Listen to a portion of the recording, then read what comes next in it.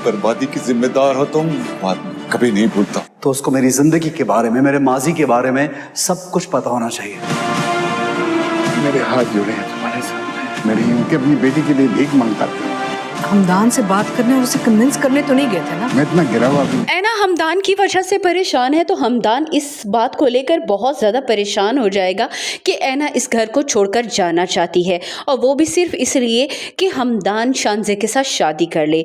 वो ये नहीं जानती कि हमदान उसे अब पसंद करने लगा है और वो नहीं चाहता कि ऐना उसे छोड़कर जाए, मगर ऐना को लगता है कि उसके मसाइल की जड़ वही है, इसीलिए वो हॉस्टल शिफ्ट होना चाहती है। मगर हमदान उसे इस बात के लिए कभी भी परमिशन देने पर राजी नहीं होगा। दूसरी तरफ शानज़े के वालिद अपनी बेटी की हालत देखकर बहुत परेशान हो जाएंगे।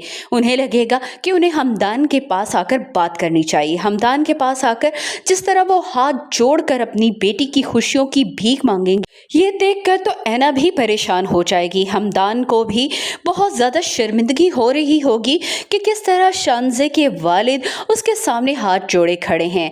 ऐना हमदान को यही मशवरा देगी कि उससे शानज़े के साथ शादी कर लेनी चाहिए और शानज़े को कभी भी अपने और उसके रिश्ते के बारे में नहीं बताना चाहिए।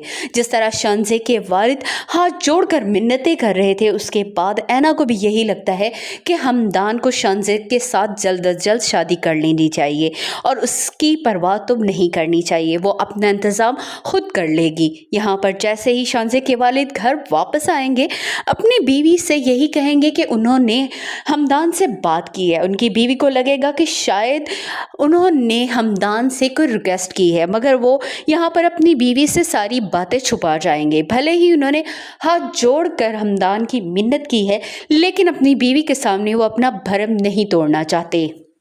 शानज़े के वालिद की हालत देखकर ऐना भी फैसला कर लेगी कि वह हमदान को राज़ी करके रहेगी कि वो शानज़े के साथ शादी कर ले। लेकिन हमदान उसकी बात सुनकर बहुत ज़्यादा गुस्से में आ जाएगा और ऐना को यही बताएगा कि वो इस तरह नहीं कर सकता। अगर उसने ऐसा किया भी तो वो शानज़े को पूरी सच्चाई बताएगा, वो उसे अपने और ऐना के रिश्ते के बारे में बताएगा और वो सारी बातें भी बताएगा कि किस तरह उनका ये निकाह हुआ है। वो कभी भी अपनी ज़िंदगी को झूठ पर शुरू नहीं कर सकता। उसका यही मानना है कि जितने भी रिश्तों में झूठ बोले जाएं, आगे चलकर वो और ज़्यादा तकलीफ़ देते हैं। बेहतर है कि अब की तकलीफ़ ही सह ली जाए। यहाँ पर ऐना के वालिदैन में अभी भी झगड़ा कायम रहेगा। जिस तरह ऐना चली गई थी, उसके बाद महमूद साहब कभी भी अपनी बीवी को वो मकाम नहीं दे पा रहे।